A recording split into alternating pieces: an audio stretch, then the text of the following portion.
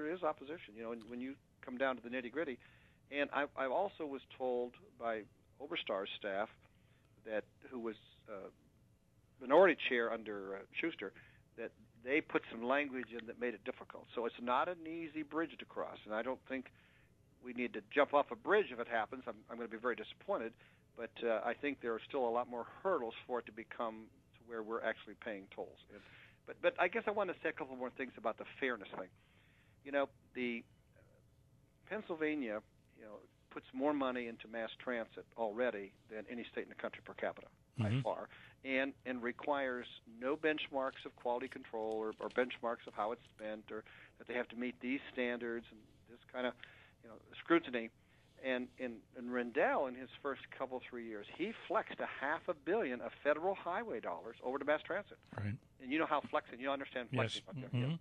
Yeah. And no other governor's ever done that. And so, but I think the mistake that's been made in Pennsylvania historically, a lot of highway money ends up going to mass transit. You shouldn't use scarce motor license fund dollars that are for highways and bridges for anything else. I mean, nothing. We pay for 70% of the state police. No other state does that. That's right. So we're robbing the motor license fund, which is our highway fund. We're robbing that constantly. Here we're taking federal dollars that don't even get into the highway fund, state highway fund, and put them over there. Now, if this becomes law and happens, 45% of every toll will go to mass transit forever. And that'll 45%? 45%. See, that's what a lot of people don't realize. This is a 55-45 split. This is Rendell's way to make mass transit rich forever. And and we know they're not the most. So this becomes the permanent funding source everybody's always been looking for mass transit. Now, and what happens though? But it's a permanent loss to highways. Now, yes. The one that I don't understand, and I hope some of them are listening, the contractors support this.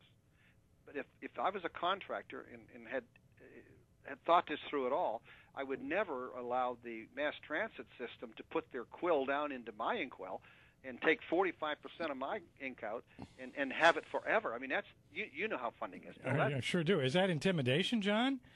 Or do they just see it as more money as more construction money? Well, I think I think it's being very short-sighted. I think they're wanting the money right now. You know what I mean? And somehow we have to figure out how if Pennsylvania would not be in bad shape for funding highways if we got the state police, and this isn't anything against the state police. Most people pay for state police funding out of the general fund, out of the sales tax or the income tax. Right. They don't do it. And in most regions, from the studies I've read, most states don't put as much money into mass transit as us. It's funded.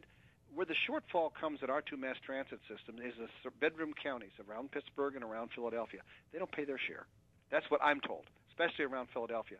And the power base in the Southeast, those urban legislators, Republican and Democrat, support mass transit funding so their counties don't have to pay it.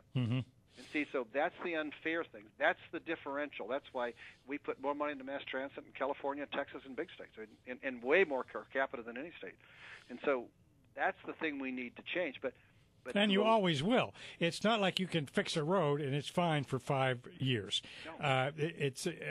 Mass transit is a continuing losing proposition. I'm not trying to be argumentative with anybody or be mad at the Board Authority. It's just a fact. They lose money. There is no way to make any money on these things or break even. Their pension systems, their benefit systems. They go on pension pretty early in life, and they have very good benefits, and I know one time there, I think when the Hans man was still with us, he was talking about the cost of the pension system in the Port Authority. It was immense. It was just immense. Their pension system cost and their overall health care costs and benefit packages were so rich.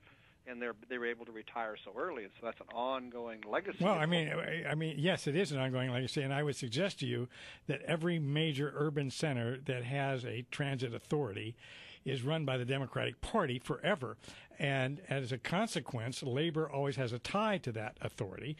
And in the Port Authority's case, every member of the Port Authority is appointed by the county executive. In our case, it's Dan Honorato. So you're really negotiating with Dan Honorato if you're a labor union, and that's been my contention all along. That's one of the reasons is because the urban unions have managed to inflate the cost of mass transit to where it has to be subsidized by highways and losing its purpose. And that's why we're never going to be able to get out of not subsidizing transit authorities. There are cities that have streamlined them, privatized them, and they do well. They do a lot better, from what I've read. Mm-hmm. There are some urban areas that have excellent transit systems, far better than ours, but a lot of it's been privatized. That's different, though. I mean, that's not tolling, and that's not. You're talking about a private company operating a transit facility, running buses or whatever. I think the one point I want to make too. Let's go back to the Pennsylvania competitiveness.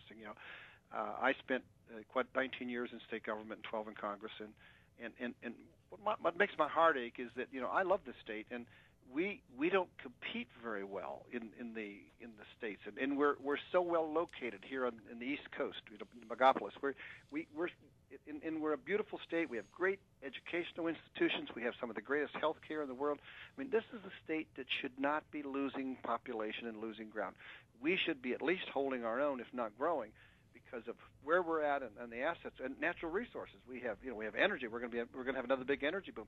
But we as a state have continually lost ground for 30 years, and it's because we don't compete with taxes and overhead and cost of doing business here. And we need to have and this is going to be one more impediment of any company wanting to be here, any company wanting to expand here. Like we just lost the glass plant in Clarion this week. It announced 420 jobs are going. Well, freight's a big issue, and you'll close more glass companies. See, they're on the margins. We still have a glass plant in Brockway, but will those kind of companies, our housing, here in Clarion County, we have all those home builders. They feel they can't stay there if this happens. They can't compete there, and they're already struggling with the housing market, And so you marginalize, and I just think it's going to be a devastating blow to the overall competitiveness of Pennsylvania, and we'll be in a continual state of decline, and our young, bright people will continue to move away to get the jobs after we educate them. John, I'm glad you're being so optimistic about things. Well, facts are the facts, and to make things happen right, I think this is a really death knell to our future economic growth. I mean, we just will not grow. You can't. I mean, nobody. I've not found anywhere in the world where you have two highways as close together as the Turnpike and Interstate 80, and put the highest tolls on them in the world. I mean, these are the highest tolls in the world. And you're going to have progress. People are not going to pay that. They're going to avoid it. No, and I think there was one thing that I learned way back long ago was the economic vitality of a state or a community is predicated on its transportation system. Absolutely. And that's air, rail, water, and highways and bridges. And if they deteriorate, you have nothing to for commerce to move freely about or invest in, and not that this is a horrible example, but if you look at Haiti, that has absolutely no infrastructure, and the difficulty we're having trying to save people just because that we can't get to people, and we have this huge investment we've made in transportation in this state, and if not to maintain it properly, is like buying a Cadillac and not taking it to inspection. I mean, it's craziness.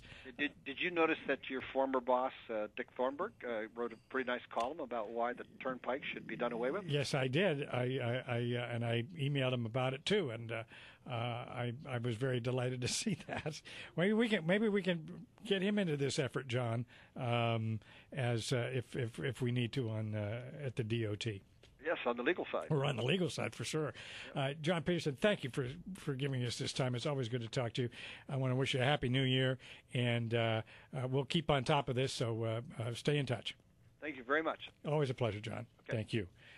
John Peterson, former U.S. Congressman from way up in the north, and a good friend, and we're always happy to hear and talk with him.